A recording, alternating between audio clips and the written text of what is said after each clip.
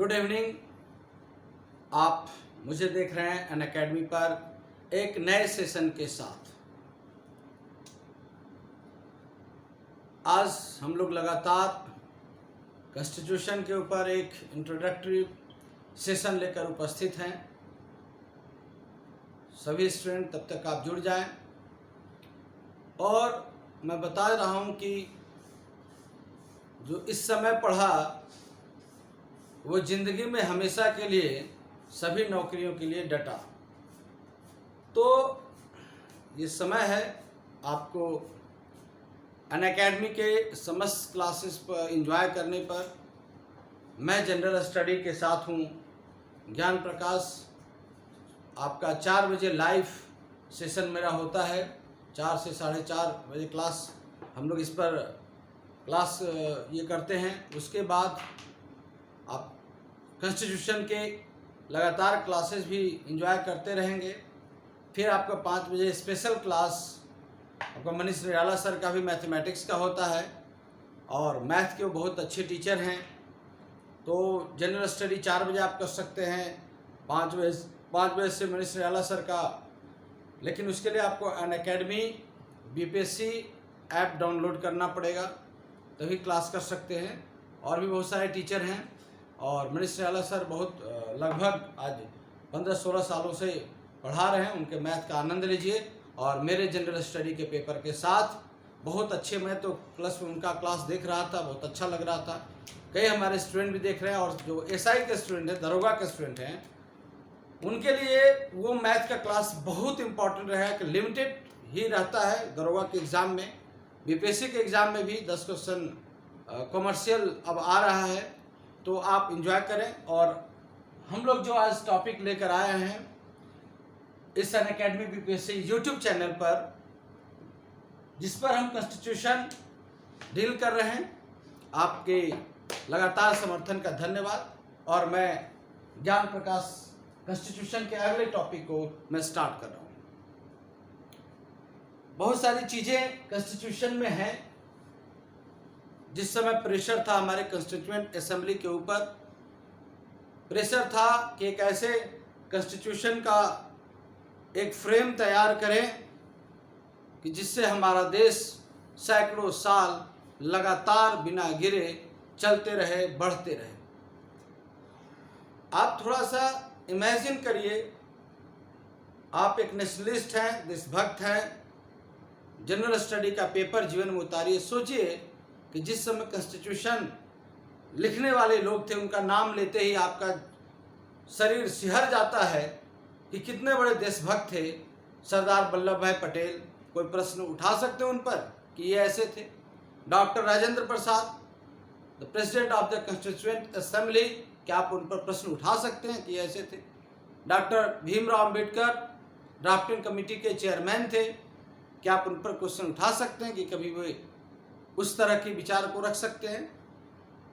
नेहरू जी, पंडित जवाहरलाल नेहरू, बहुत सारे मेंबर थे, अनगिनत मेंबर थे, एक से एक विद्वान थे और 389 मेंबर उस समय थे।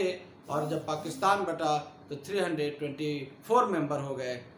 सेपरेशन के बाद, देश के विभाजन के बाद कॉन्स्टिट्यूएंट असेंबली का भी विभाजन हुआ और वो लोग उस साइड चले गए। ऐसे महान लोग जो first generation of our country उस समय थे, सोचिए कि जिन्होंने देश के लिए इतना किया, वो किस तरह का कॉन्स्टिट्यूशन लिखने का प्रयास किए होंगे, कैसे विचार को लेकर आए होंगे, किस विशेषता के साथ आए होंगे, उनके मन मस्तिष्क में अपने देश के निर्माण के लिए क्या चल रहा होगा। जो पूरे देश को अपना घर समझता था, पूरे नागरिकों को अपना परिवार कुटुंब समझता था, क्या उनके दिमाग में चल रहा होगा। फंडामेंटल राइट के क्लास में, directive principle of state policy के क्लास में आप उनके आइडिया को समझ सकते हैं। आइडिया को समझ सकते हैं कि फंडामेंटल राइट के द्वारा किस प्रकार से उन्होंने देश के नागरिकों को आने वाले भविष्य के हजारों साल तक एक कॉन्स्टिट्यूशन के हाथों में सुरक्षित कर दिया कि उनके साथ कोई इनजस्टिस नहीं कर सकता। और उसी प्रकार डीपीएसपी के माध्यम से, directive principle of state policy, राज्य के नीति निर्देशक तत्व के माध्यम से आने वाले सैकड़ों साल तक तमाम संवैधानिक संस्थाओं के ऊपर देश के नागरिकों की भलाई के लिए उन्होंने एक चार्टर बना दिया, उन्होंने एक विशेषता लिख दी, उन्होंने राज्य के ऊपर एक नैतिक दायित्व दे दिया कि पटेल के द्वारा लिखा गया नीति निदेशक तत्व, नेहरू के द्वारा लिखा गया नीति निदेशक तत्व, कृपलानी के द्वारा लिखा गया नीति निदेशक तत्व, भीमराव अंबेडकर के द्वारा लिखा गया नीति निदेशक तत्व, इस तत्व को जब तक सरकार की संस्थाएं रहेंगी, इसके आइडियोलॉजी को, डायरेक्टिव प्रिंसिपल्स के आइडियोलॉजी को, सरकार के ऊपर ये नैतिक, एथिक्स, मोरल, ये सरकार को प्रेशर रहेगा कि इन फ्यूचर जब जब गवर्नमेंट बनेगी तो उसमें एक कदम उन्हें आगे ही लेकर आना पड़ेगा। और मिन्स के हिसाब से देखिए तो आजादी के 70 वर्षों तक आप एक एक आर्टिकल के ऊपर डिबेट करें, चर्चा करें कि किस प्रकार सरकार ने directive principle of state policy के ऊपर काम किया है, किस प्रकार से जनता के विकास के लिए, उनके शिक्षा, रोटी, कपड़ा, मकान के लिए किस प्रकार से उन्होंने अपना काम किया है। यही तो राज्य का नीति निदेशक तत्व था। और इस सरकार के ऊपर उन्होंने छोड़ दिया, न्यायालय को इसमें हस्तक्षेप करने का अधिकार नहीं दिया, न्यायालय को ये राइट्स नहीं दिया संविधान ने कि न्यायालय इस सरकार को कहे कि डीपीएसपी में ये चीज है, आप इसको लागू करवाइए। खैर, हमारा जो क्लास है आज का फंडामेंटल ड्यूटीज, मौलिक कर्तव्य। अब कर्तव्य कोई चीज है तो उसका बहुत ज्यादा लीगल इंटरप्रिटेशन नहीं होगा, उसके लीगल इंटरप्रिटेशन की बहुत ज्यादा आवश्यकता नहीं होती है कि मौलिक कर्तव्य आपको लगता है जैसे हम घर पर चेयर पर बैठे हुए हैं और अपने घर के प्रति, लोगों के प्रति हमारा क्या कर्तव्य होना चाहिए, क्या एथिक्स होना चाहिए। आप ट्रेन में जा रहे हैं, आपका क्या कर्तव्य होना चाहिए, ट्रेन में जा रहे हैं स्टेशन पर आपका क्या ड्यूटीज होनी चाहिए। ये एक इंटरनल फीलिंग है, थॉट है, आइडियोलॉजी है, एथिक्स है। ये देश के संस्कृति की बात करता है फंडामेंटल ड्यूटी। जब हमारे हजारों साल से हमारे देश के नैसर्गिक वातावरण में ही मौलिक कर्तव्य की बात लिखी हुई थी। जिस दिन हमारे पौराणिक किताबों ने, जिस दिन हमारे महान किताबों ने यह कह दिया कि वैष्णव कुटुंबकम, विश्व ही पूरा भाई है, बंधुत्व है, उस दिन से यह स्पष्ट हो गया कि आपका मौलिक कर्तव्य हजारों सालों से चला आ रहा है, जिसे बाद में संविधान में देने का प्रयास किया गया। मैं आपको बता रहा हूं कि मौलिक कर्तव्य जो हमारे कॉन्स्टिट्यूशन में है, आपने देखा कि जो इस तरह से मैंने लिखा था, पार्ट 4 के बाद मैंने 5 लिखा था, पार्ट 4 के बाद मैंने पार्ट 5 लिखा, पार्ट 4A नहीं लिखा। इसलिए नहीं लिखा कि पार्ट 4A ओरिजिनल कॉन्स्टिट्यूशन में नहीं था। There was no any duties in our constitution at the time of the commencement.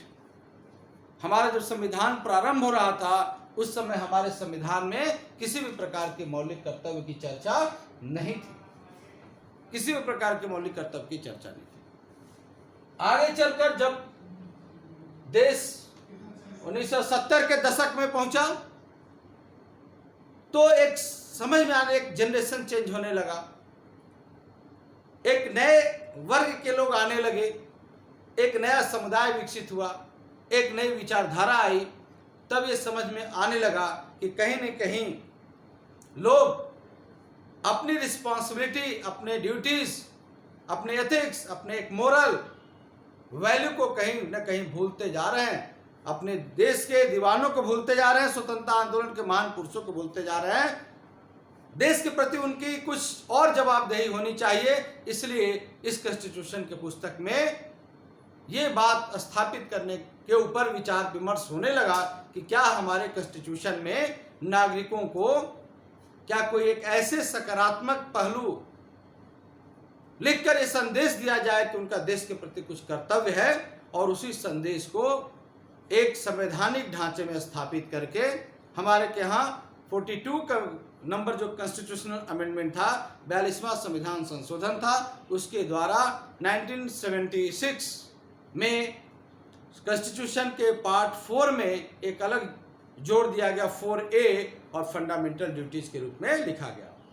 तो हमारा जो फंडामेंटल ड्यूटीज है, मौलिक कर्तव्य पार्ट 4 अर्थात भाग 4 का A, भाग 4 का A और आर्टिकल नंबर 51 का A, आर्टिकल नंबर 51 का A देख रहे हैं, भाग 4 का A, 51 का A। अगर भाग 4 है तो आर्टिकल नंबर कौन सा, अनुच्छेद नंबर 51 का ए है, 51 का ए है। तो समस्या जब वहाँ से उठी चली तो हमारे कॉन्स्टिट्यूशन में फंडामेंटल ड्यूटीज नहीं थे। तो बाद में जब इसके बारे में चर्चा, फंडामेंटल ड्यूटीज को जब ऐड करने की बात आई तो बहुत ये प्रश्न आया कि किस प्रकार ड्यूटी लिखा जाए।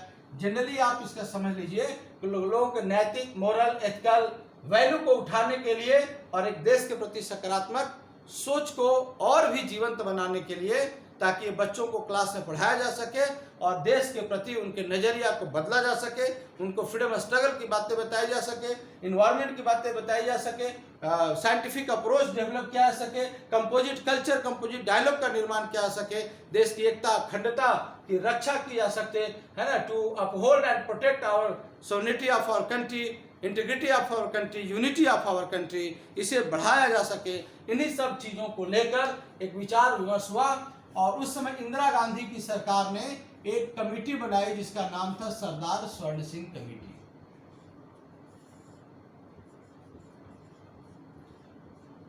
सरदार स्वर्ण सिंह कमेटी बनाई और उन्हें यह दिया गया कि आप इस कमेटी के द्वारा आप एक रिपोर्ट दीजिए कि हमारे कॉन्स्टिट्यूशन में क्या फंडामेंटल ड्यूटी जरूरी है, क्या नहीं जरूरी है और किस प्रकार का अगर है तो किस प्रकार है।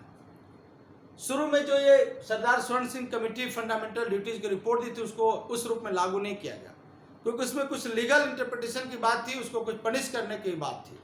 बाद में इसको सुधार करके आपको फंडामेंटल ड्यूटीज को जब सरदार स्वर्ण सिंह ने जब अपनी कमेटी का रिपोर्ट तैयार करने का प्रयास किया तो उन्होंने कई देशों का कॉन्स्टिट्यूशन पढ़ा और कई देशों का कॉन्स्टिट्यूशन पढ़ने के बाद सरदार स्वर्ण सिंह कमेटी इस निर्णय में पहुंची, जब उन्होंने समाजवादी देशों, सोशलिस्ट कंट्री, जिसमें जो उन समाजवादी देशों में जैसे रसिया था,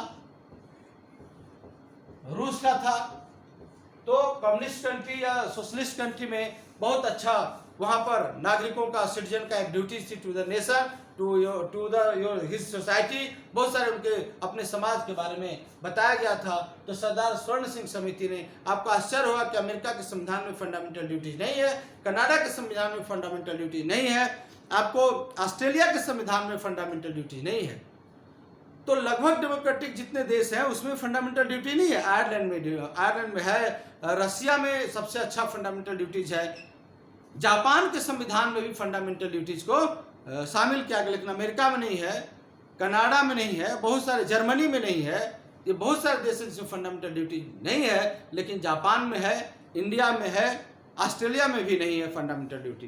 तो इस रूप में जब सरदार स्वर्ण सिंह कमेटी जब ने कई देशों के मौलिक कर्तव्य को रिसर्च किया तो उन्हें रूस के रशियन कॉन्स्टिट्यूशन में फंडामेंटल ड्यूटीज के बारे में अच्छी अच्छी चीज़ें पता चली और कुछ उन्होंने वहाँ से लिया, कुछ इंडियन कल्चर और फ्रीडम स्ट्रगल और भारत की एक जो सामाजिक संस्कृति है, भारत की जो एक पहचान है और उस पहचान को बनाए रखने की जो पहचान है, भारत की एक नैतिक, एक एथिकल, जो मोरल जो वैल्यू है, ग्लोबल जो वैल्यू है, वसुधैव कुटुंबकम की वैल्यू है, उन सबको चीज़ों को लेकर अंतर्राष्ट्रीय शांति तक की बातों को उन्होंने इस फंडामेंटल ड्यूटीज में शामिल किया। और उस समय इंदिरा गांधी की सरकार थी, इंदिरा गांधी ने ही appointed the committee regarding the fundamental duties, और उस समय सरदार स्वर्ण सिंह थे जिन्होंने 1976 में इस रिपोर्ट को पेश किया और प्राइम मिनिस्टर इंदिरा गांधी ने इसे पार्लियामेंट में लाया और 42वें संविधान में संशोधन हुआ, 1976 में हुआ और 1976 में 42वें संविधान संशोधन के द्वारा हमारे कॉन्स्टिट्यूशन में संविधान के भाग 4 के बगल में 4A बनाया गया और आर्टिकल 51 के बाद 51A बनाया गया और उसमें ओरिजिनली रूप से कॉन्स्टिट्यूशन में 10 फंडामेंटल राइट को शामिल किया गया। अभी हमारे पास 11 फंडामेंटल राइट है, तो संविधान में प्रारंभ में 10 फंडामेंटल ड्यूटीज, राइट नहीं ड्यूटीज, 10 फंडामेंटल ड्यूटीज को शामिल किया गया। तो और लास्ट में 11 जुड़ा है। तो इंदिरा गांधी की सरकार ने एक बहुत महत्वपूर्ण काम किया इसको जोड़कर, और क्या इसका उद्देश्य था, क्या ऑब्जेक्टिव था। हाँ, ये मैं पूछ रहा था कि जब मौलिक कर्तव्य को शामिल किया गया तो आप ध्यान दीजिए वो भाग 4 पार्ट 4 के नीचे 4A बनाया गया। क्यों? यहाँ भी रख सकते थे, यहाँ भी रख सकते थे, यहाँ भी रख सकते थे, कि कुछ उसी प्रकार की एथिकल सिमिलरिटी और हल्का फुल्का कुछ उसी प्रकार की विचारधारा डीपीएसपी में भी नजर आ रही थी। जैसे आर्टिकल नंबर 51 है, अंतर्राष्ट्रीय शांति को बढ़ावा देना, इंटरनल पीस को बढ़ावा देना। इंटरनल पीस को बढ़ावा देना सरकार का भी काम है, नागरिकों का भी काम है, समुदाय को भी काम है, शांति तो सबका काम है, वो भी एक ड्यूटीज हो सकती थी। तो कुछ नेचर डीपीएसपी में मौलिक कर्तव्य को आप देख सकते हैं, लेकिन वो एक तरह से गवर्नमेंट के ऊपर ज़्यादा प्रेशर है, इसलिए बाद में चलकर पार्ट 4 के ए में फंडामेंटल ड्यूटीज को शामिल किया गया।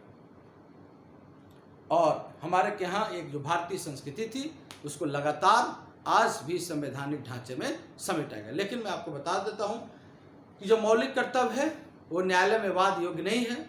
न्यायालय जुडिशरी के द्वारा इन्फोर्समेंट नहीं किया सकता, जुडिशरी उसको लेकर कोई लॉ मतलब नहीं बना सकती या कोई गवर्नमेंट को आदेश नहीं दे सकती। जनरली ऐसे तो उसका इंटरप्रिटेशन बहुत सारा है, लेकिन सामान्य रूप से पूछा जाएगा क्या कि फंडामेंटल ड्यूटीज क्या न्यायालय के द्वारा इन्फोर्समेंट कराया जा सकता है, लागू करवाया जा सकता है? तो उसका आंसर है नहीं।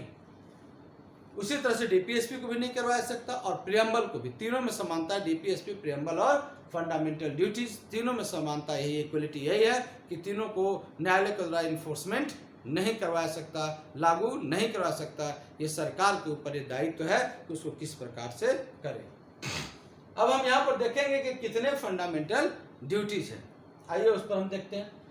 तो जो पहला फंडामेंटल ड्यूटीज है हमारा हम यहाँ पर शॉर्ट में लिखा हुआ है, क्योंकि किताबों में तो सभी जगह मिल ही जाता है। तो सबसे पहले आपको क्या करना चाहिए बताइए। हम देश में रह रहे हैं, डेमोक्रेटिक इंस्टीट्यूशन में रह रहे हैं, लोकतंत्र हमारे क्या है, लोकतंत्र की हम गुणगान करते हैं। तो सबसे पहला यही होना चाहिए कि हम अपने देश के संविधान को माने, हम अपने देश के संविधान को माने। To avoid the constitution, to abide the constitution, to abide by the constitution, to abide by the constitution. हम अपने संविधान को माने, उसके अनुसार चले। एंड हम अपने देश को, और उसके बाद क्या करें, हम अपने देश को जो नेशनल फ्लैग है, राष्ट्र ध्वज है, राष्ट्रगान है, नेशनल फ्लैग है, तो इन सब की जो हमारे यहाँ जो आइडियाज हैं, हमारे यहाँ जो राष्ट्रघन है, राष्ट्र ध्वज है, जो हमारे यहाँ इंस्टीट्यूशन है, उनको हम सम्मान करें, उनको माने, उसके अनुसार चलें। हम अपने इंस्टीट्यूशन को, अपने नेशनल फ्लैग को, मतलब सबसे पहला अगर फंडामेंटल ड्यूटी में देखा जाए तो हम अपनी कॉन्स्टिट्यूशन की किताबें खोल रहे हैं, हम अपनी कॉन्स्टिट्यूशन किताबें शुरू कर रहे हैं, तो क्यों नहीं हम सबसे पहले हम कॉन्स्टिट्यूशन को माने। याद करने का तरीका मैं बता रहा हूँ कि जब कॉन्स्टिट्यूशन संविधान की बात है तो सबसे पहले हम संविधान को माने और उस संविधान के साथ इंस्टीट्यूशन को रेस्पेक्ट करें, उनको रेस्पेक्ट दें, respect its ideas and institution, to abide by the constitution and respect its ideas and institution, respect its ideal and institution. बहुत सारी चीजें हैं कि जो हम अपने संविधान के जो मतलब सिंपल सा चीज कि संविधान के आइडिया, उसके इंस्टीट्यूशन को हम रेस्पेक्ट करें, उसको माने, उसका पालन करें। ये हर नागरिकों का कर्तव्य है। देखिए कुछ फंडामेंटल राइट विदेशियों के लिए हैं, लेकिन ये फंडामेंटल ड्यूटीज केवल देश के नागरिक के लिए है, ये विदेशियों के लिए नहीं है। आर्टिकल 14 सिटीजन के लिए था और फॉरेन के लिए भी था, लेकिन फंडामेंटल ड्यूटीज केवल और केवल नागरिकों, देश के नागरिकों से संबंधित है। तो पहले संविधान को मान लिए, तो दूसरे पर चलते हैं। दूसरे पर क्या कह रहा है कि to cherish and follow the noble ideas which, है ना। तो हम कह रहे हैं कि स्वतंत्रता आंदोलन के आदर्श, देखिए यहाँ पर स्वतंत्रता आंदोलन का। दूसरा सब संविधान को मान लिए तो हम फ्रीडम स्ट्रगल, स्वतंत्रता आंदोलन को मानेंगे।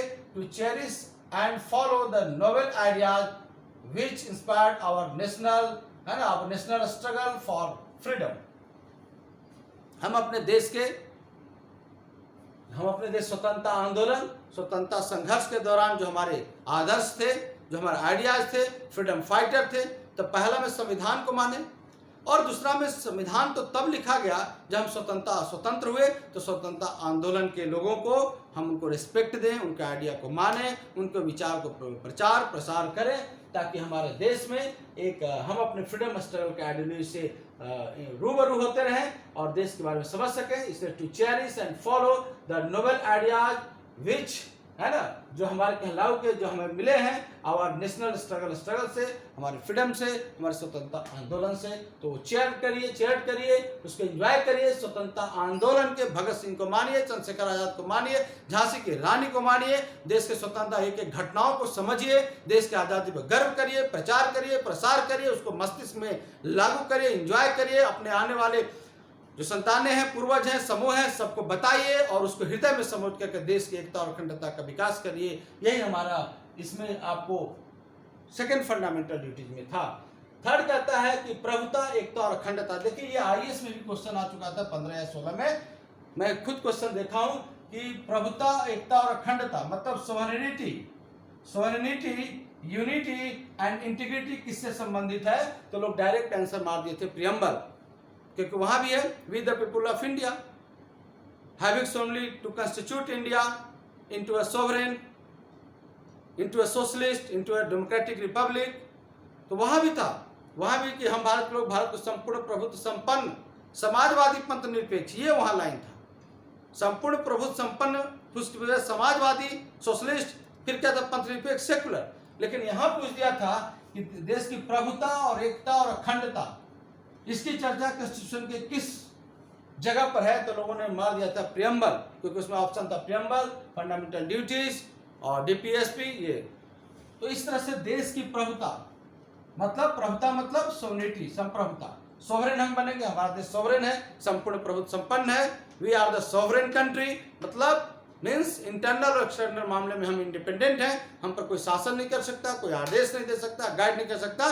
सो that's called we are sovereign, है ना। हम लोग हमारा country India is sovereign country, हम संपूर्ण प्रभुत्व संपन्न है। तो एकता और अखंडता यही कहा गया इसमें, to uphold and protect, to uphold and protect क्या? To uphold and protect sovereignty, unity and integrity of our country. तो हम अपने देश की एकता अखंडता को क्या करें? उसके बचा करके देश की प्रभुता, सोवरेनिटी को, यूनिटी एंड इंटीग्रिटी को हम उसको अपहोल्ड कर सके, हम उसे प्रोटेक्ट करें। हम we uphold and protect the sovereignty, unity and integrity of the country. देश की प्रभुता, एकता और अखंडता। तो पहले में संविधान, दूसरे में संविधान दिलाने वाले लोगों को मान लिए गए, और उसके बाद जो हमारा देश आजाद हुआ उसको बचा के रखेंगे, हाँ उसके सम्मान इस सबको मेंटेन रखेंगे। और फिर चौथा है कि देश की रक्षा करेंगे, to defend our country, to defend the country. देश के प्रत्येक कर्तव्य, सेना में ही रहने वाले लोगों को नहीं। कोरोना टाइम है, देखिए ये आपका बता रहा है, देश की रक्षा करेंगे। कोरोना टाइम है, आप पूरा विश्व कोरोना से ग्रसित है, तो आज केवल सरकार का नाम, ये तो नागरिकों के लिए है। तो आज देश के साथ सबसे बड़ी समस्या क्या है कि हम अपने समाज, सोसाइटी, देश को कैसे बचाएं, कैसे उसकी इकोनॉमी, बिगड़ते इकोनॉमी से बचाएं। राजनीति करने की बात नहीं है कि आज कोई पार्टी का प्रवक्ता कुछ बोले, बल्कि आज पूरे देश के 130 करोड़ जो हमारे देश के सिटीजन हैं, उनके लिए चौथा फंडामेंटल ड्यूटीज बहुत इंपॉर्टेंट है, to defend the country at every cost, everywhere, every time. हम अपने देश की रक्षा करें, टू डिफेंड द कंट्री।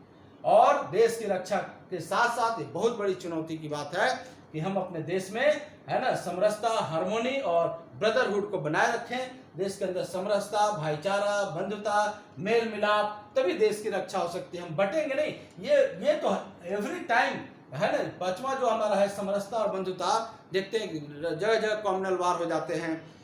आप नेट पर देखते होंगे कई ऐसे पोस्ट होते हैं जो देश के हार्मोनी को बिगाड़ने वाले होते हैं, समरसता को बिगाड़ने वाले होते हैं, है ना, फर्टिलिटी को बिगाड़ने वाले होते हैं। इसलिए हम अपने देश की हार्मोनी और ब्रदरहुड को बचाए रखेंगे, बढ़ाएंगे, उस समरसता को बढ़ाएंगे, बंधुता को बढ़ाएंगे, और तभी जाके हमारे क्या एक कंपोजिट कल्चर, सामाजिक संस्कृति का निर्माण होगा। और ये ड्यूटी टू द सिटीजन कि अपने देश के अंदर, सोसाइटी में, समाज में, स्टेट में, राज्य में, परिवार में एक मिलजुल कर रहने की भावना विकसित करें। ऐसा कॉन्स्टिट्यूशन असेंबली बनाने वाले लोगों ने हमें आने वाली पीढ़ियों को एक मैसेज दिया, संदेश दिया। सरदार स्वर्ण सिंह कमेटी ने ये संदेश दिया, इंदिरा गांधी ने ये संदेश दिया, और उस समय की पार्लियामेंट, जिसको मैं धन्यवाद देना चाहता हूँ, कम से कम फंडामेंटल ड्यूटीज इतने अच्छे तरह से लिखा, और नागरिकों को जगाने के लिए काम है कि आपकी भी कुछ ड्यूटी है अपने नेशन के प्रति। तो ये हो गया समरसता। फिर समरसिक, उसी तरह से हम अपने इन्वायरमेंट को, to protect and improve our environment, हम अपने पर्यावरण को प्रोटेक्ट करेंगे, बचाएंगे। आज देखिए कितने पर्यावरण, देखिए अभी इस समय लॉकडाउन में कितना इन्वायरमेंट अच्छा हो गया था, नदियाँ साफ हो गई थी, एयर क्लीन हो गया था, है ना। आपको सीधे सीधे जो गर्मी बहुत कम हो गई थी, टेम्परेचर नीचे आ गया था। अगर टेम्परेचर ज़्यादा था भी तो हवा में जो हवा जो विंड वेव होती हैं उसमें गर्मी नहीं थी। बाहर भले गर्मी थी लेकिन कमरे में ठंडी हवा, आज भी अभी भी आपको पंखे की हवा ठंडी अभी आपके कमरे में लग रही होगी, लेकिन पिछले साल से कंपेयर करिए तो हवा भी गर्म थी, इसलिए दोहरा मार गर्मी का पड़ता था। लेकिन लॉकडाउन में देखिए आपको बाहर भी जरूर गर्मी है लेकिन कमरे की हवा ठंडी दे रही है। तो इस तरह से हम एक पर्यावरण को to protect and improve our पर्यावरण, हम पर्यावरण को बचाएंगे, उसको प्रोटेक्ट करेंगे, उसका संवर्धन करेंगे, उसका विकास करेंगे, उसको सुरक्षा करेंगे। ये हमारे देश के कर्तव्य है नागरिकों का। और इसके लिए पर्यावरण इन्वायरमेंट तभी होगा जब हम अपने साइंटिफिक अप्रोच को डेवलप करेंगे, टू डेवलप द साइंटिफिक, है ना, to develop the scientific temper and spirit. जब हम अपने वैज्ञानिक दृष्टिकोण और अपने जज्बे को वैज्ञानिक दृष्टिकोण अपनाएंगे, वैज्ञानिक रूप से काम करेंगे, to develop the scientific temper and spirit, हम जब वैज्ञानिक तरीके से सोचेंगे, चीज़ों को काम करेंगे, तभी हमारे यहाँ विकास की भावना हो सकती है, पर्यावरण का भी विकास हो सकता है। और सबसे बड़ी बात जो स्टूडेंट के लिए है, छात्रों के लिए, आम नागरिकों के लिए है कि हम सार्वजनिक संपत्ति तो कभी भी घाटा नहीं पहुंचाएंगे। To safeguard public property, to safeguard public, मतलब देखिए ये जो सार्वजनिक संपत्ति, सरकार की बसें हैं, जो ट्रेनें हैं, ये कभी मत समझिए कि सरकार की चीज़ है, नहीं। जो एक गरीब रिक्शा चालक वाला भी जो सामान खरीदता है, जो एक शॉप खरीदता है, उसमें भी वो जीएसटी देता है। एक मजदूर का भी उसमें जीएसटी जाता है, हमारा इनकम टैक्स जाता है, आप एजुकेशन फी देते उसका जाता है। तो ये जो पब्लिक प्रॉपर्टी है वो सीधे सीधे कहीं ना कहीं आपके जेब से निकला हुआ कॉइन्स से ही उस पब्लिक प्रॉपर्टी का निर्माण होता है। अगर आप पब्लिक प्रॉपर्टी को डिस्ट्रॉय करते हैं तो समझिए कि आपके पिताजी, आपके दादाजी, आपने, रिक्शा चालक ने, एक गरीब श्रमिक ने, और जैसे मुकेश अंबानी तक ने, जितने लोगों ने अपना टैक्स पे किया है और उस टैक्स से मिलकर जो पब्लिक प्रॉपर्टी बन रही है, आप अपने पैसे से बनी हुई पब्लिक प्रॉपर्टी को आप खुद तोड़ रहे हैं। ये बहुत बड़ी समस्या है अज्ञानता के कारण। तो पब्लिक प्रॉपर्टी आपके पैसे की बनी प्रॉपर्टी हो, पब्लिक नहीं बल्कि आपकी प्रॉपर्टी है, इसलिए सार्वजनिक संपत्ति की सुरक्षा ये हमारा फंडामेंटल ड्यूटीज है। उसी प्रकार व्यक्तिगत एवं सामूहिक गतिविधियों में शामिल हूं, ये संविधान हमारे देश के नागरिकों से आग्रह करता है कि हम कहीं भी, आज तो क्या है, आज किसी की भी मदद करिए। हमारे यहाँ बहुत सारे आप त्यौहार होते हैं, बिहार में देखते होंगे छठ पूजा होती है, तो उसमें लोग क्या करते हैं, रास्ते को बहारते हैं, सब लोग मिलकर आपको क्लीन करते हैं, रोड को, अगल बगल गंदगी को। दीपावली में हम करते हैं, हम हर तरह पूजा पाठ में करते हैं, एक कम्युनिटी थॉट डेवलप होता है, एक सहयोग की भावना। तो उसी तरह से आप अगर कोई कर रहा है तो उसमें जाके शामिल होइए, व्यक्तिगत और सामूहिक गतिविधियों में शामिल हो, to strive towards excellence in all sphere of individual and collective activity. तो to strive towards excellence in all sphere of individual and collective activity, उसमें आप शामिल होइए। ये हमारा जो ओरिजिनल रूप से जब हमारा यहाँ मौलिक कर्तव्य को शामिल किया गया कॉन्स्टिट्यूशन में, तब यही 10 हमारे पास मात्र 10 ही मौलिक कर्तव्य थे। उसके बाद 11वां मौलिक कर्तव्य जो 6 to 14 आप देख रहे हैं कि 6 से 14 वर्ष के बच्चों को शिक्षा, अर्थात ये ड्यूटीज है। तो माता पिता, पेरेंट्स की ड्यूटी है ना, ये पेरेंट्स की ड्यूटी है कि 6 से 14 वर्ष के बच्चों को स्कूल भेजें। उनके चूंकि गवर्नमेंट के ऊपर, तो गवर्नमेंट की ड्यूटी है आर्टिकल 45 से, गवर्नमेंट की ड्यूटी है आर्टिकल 45 के एज 45 से, जिसमें 45A में कहा गया 6 से 14 वर्ष के बच्चों को सरकार शिक्षा देने का निःशुल्क और फ्री एजुकेशन देने के लिए सरकार बाध्य होगी। और आर्टिकल 21A ये कहता है कि आपको ये फंडामेंटल राइट है कि सरकार से 6 से 14 वर्ष तो आपको उम्र है तो फ्री एजुकेशन लीजिए। लेकिन ये तीसरा चीज ड्यूटीज में है कि माता पिता भी कर्तव्य है कि कम से कम बच्चों को अपने स्कूल तक प्रेरित करें, पहुंचाएं, वो जागरूक रहें, ताकि उनकी शिक्षा की व्यवस्था ताकि उनकी शिक्षा की व्यवस्था हो सके। हालांकि ये 11th फंडामेंटल ड्यूटीज की कई कॉन्स्टिट्यूशन जानने वालों ने आलोचना भी की कि अमेरिका में ऐसा नहीं है, कनाडा में ऐसा नहीं है, नॉर्वे में ऐसा नहीं है कि पेरेंट्स के ऊपर प्रेशर डाला जाए। सरकार इस तरह व्यवस्था करे कि एक अपने आप में एक प्रेरक शक्ति जने इंथुजियाज्म का काम करे पेरेंट्स को कि बच्चों को भेजें। फिर भी कुछ भी हो तो हमारे क्या 11th जो फंडामेंटल ड्यूटी है वो बाद में जोड़ा गया, और ये जोड़ा गया है 86वां संविधान संशोधन 2002 के द्वारा, ठीक है, ये हमारे फंडामेंटल ड्यूटीज ग्रुप में जोड़ा गया। और ये 3 जगह एजुकेशन को जोड़ा गया, शिक्षा को, वो फंडामेंटल राइट के रूप में आर्टिकल 21 के ए में जोड़ा गया है। डीपीएसपी के रूप में आर्टिकल्स 51 के ए में जोड़ा गया है, और 51 के ए में डीपीएसपी के रूप में आर्टिकल्स 45 के ए में जोड़ा गया है। और फंडामेंटल ड्यूटीज के रूप में हमारे 11th नंबर आपको ड्यूटीज के रूप में इसको ऐड किया गया है। तो ये हमारा फंडामेंटल ड्यूटीज के रूप में क्लास था कि संविधान का पालन करिए और स्वतंत्रता आंदोलन के आदर्श को मानिए, देश की प्रभुता, एकता, अखंडता को रक्षा करिए, है ना, टू डिफेंड द कंट्री, देश की रक्षा करें और हार्मोनी और ब्रदरहुड बनाए रखें, कंपोजिट कल्चर, सामाजिक संस्कृति विकास करें, to protect and improve environment, पर्यावरण की रक्षा करें, to develop the scientific temper and spirit, वैज्ञानिक दृष्टिकोण का पालन करें, और to safeguard the public property, सार्वजनिक संपत्ति की सुरक्षा करें, व्यक्तिगत एवं सामूहिक गतिविधियों में शामिल हों, to strive towards excellence in all sphere of the individual and the collective activity, और to provide opportunities to the childrens जो कि 6 to 14 ईयर्स के लिए हैं। ये हमारा फंडामेंटल ड्यूटीज है।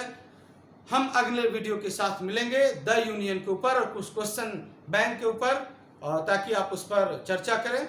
और हमारा इसी के साथ आज का सेशन समाप्त हुआ। धन्यवाद।